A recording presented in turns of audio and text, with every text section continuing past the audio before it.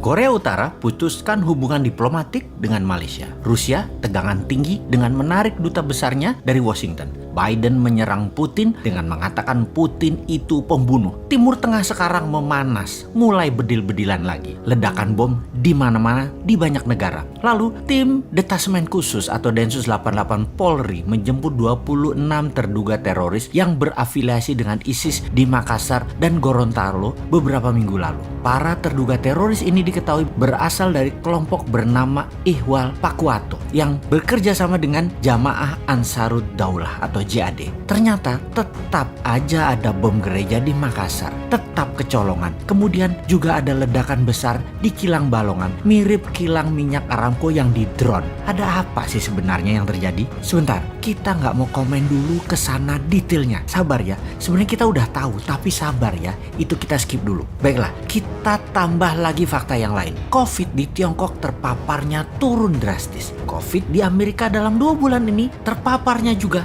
turun drastis. Namun di Arab Saudi masih ketat membatasi penerbangan internasionalnya. Masih selected karena COVID merajalela lagi. Bahkan di Tanzania lockdown. Negara Eropa Barat seperti Spanyol, Inggris, Prancis, Italia masih juga selected international visitor karena masih pandemik. Jenis baru lagi pandemiknya. Banyak di negara besar dan negara penting di dunia ini ternyata COVID belum bisa turun drastis di sana. Sehingga efek perlambatan ekonomi menjadikan mendung ekonomi di Eropa, di Afrika, di Asia. Pastinya di dunia di tahun 2021 ini mendung ekonominya. Bagaimana kita melihatnya hal ini yang lama kita sudah mengatakan dalam analisa Sontoloyo ala Bosman itu. Ketika globalis di belakang Biden CS Partai Demokrat Amerika, maka globalis menguasai 2 negara besar, Tiongkok dan Amerika. Keduanya diadu adalah Tiongkok CS yaitu One Belt One Road versus High Road-nya Amerika CS. Kemudian dunia dibuat gonjang-ganjing di mana instrumen perang yang terbesar adalah perang militer, yang terkecil adalah perang sel atau biasa disebut terrorist act mulai dipakai lagi. Mulai terjadi semua kan saat ini. Dunia ini semua sedang berperang melawan virus sebenarnya. Dunia sedang berperang aslinya tuh melawan siapa? Melawan globalis karena emang dimainkan oleh globalis. Alatnya mereka yaitu 2 negara besar tadi, Amerika dan Tiongkok. Kemudian perang militer dan berbagai penyakit disebabkan oleh virus seperti Ebola, Cikunya, dan Corona. Disinilah cara bernegara Indonesia ditantang ke limit, ke batas kemampuan maksimum pemimpinnya, ke batas kemampuan maksimum politikusnya, dan ke batas kemampuan pejabatnya. Jadi apa yang terjadi di Indonesia saat ini seharusnya yang harus dilakukan? Kita tahu bahwa bentuk negara Indonesia bukan lagi seperti apa yang Founding Father Indonesia ini dibuat di awal pada saat Indonesia menyatakan dirinya menjadi negara. Indonesia ini bangsanya jadi dulu yaitu di tahun 1928. Baru negaranya lahir Indonesia itu yaitu di tahun 1945. Bergesernya bernegara saat ini karena kekuatan parlemen yang menguat ditambah kekuatan partai yang mencengkram dunia perpolitikan di Indonesia. Kita bukan lagi bentuk negaranya presidensial, tapi parlementer. Karena itu ketika parlemen bertaring terlalu kuat, siapapun presidennya tidak akan bisa main gigi 5. Full throttle itu tidak mungkin. Tetap harus bagi-bagi kekuasaan dan bagi-bagi permen keuangan. Lalu yang jadi masalah adalah pengetahuan bernegara masyarakat juga parah, dibuat jadi rendah. Jadi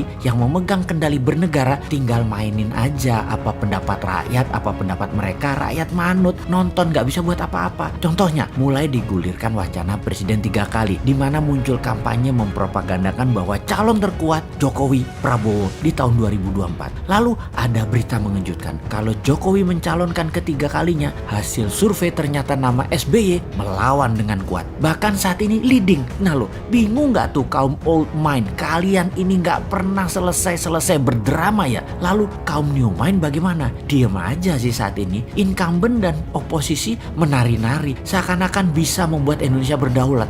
Ternyata sulit juga ya. Banyak orang yang gak tahu kalau saat ini Indonesia dipengaruhi Tiongkok dan IMF secara absolut. Banyak yang gak sadar dan banyak yang gak tahu. Paling banyak adalah yang gak peduli. Begini deh, kan 3 kali presiden menjabat masih wacana. Bagaimana kalau kita tambahkan wacana lagi, yang lain lagi? Ini kalau old mind punya nyali dan old mind punya kesadaran bernegara, yaitu cinta rakyat. Saat ini old mind berkuasa 100% di parlemen dan di pemerintahan. New mind di pinggiran, tak bertaring, tak berkuasa. Namun demi bangsa dan negara, beranikah sistem bernegara kita Indonesia tercinta ini untuk pilpres nanti lepas threshold 20% suara parlemen parlemen untuk calon presiden bisa dicalonkan. Suara 5% saja dan boleh mengajukan sepasang. Jadi banyak partai tidak harus berkoalisi. Terbukti 4 kali pilpres gabungan partai-partai calon presiden dan wakilnya tidak pernah terlalu cantik pasangan keduanya setelah menjabat. Jadi bagaikan pasangan nikah tanpa cinta. Ya sudah, sekarang kita usulkan suara parlemen turunkan dari 20% ke 5% untuk ambang batas calon presiden dan langsung bisa mengajukan sepasang. Syarat berikutnya, total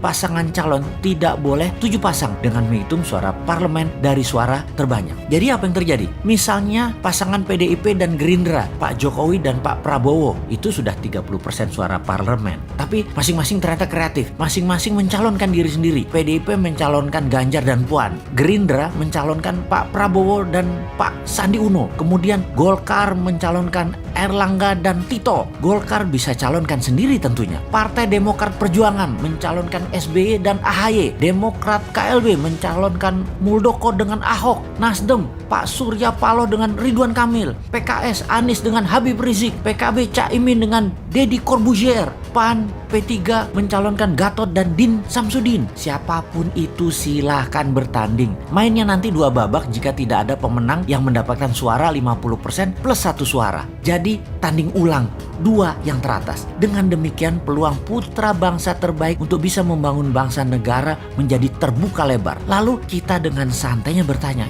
maaf itu semua calon tadi rasanya old main semua deh. Yang new main mana? Oh ada, bagaimana kalau Pak Jokowi 3 kali wakilnya si Sontoloyo ini? Piye Pak? Cocok iki kombinasinya?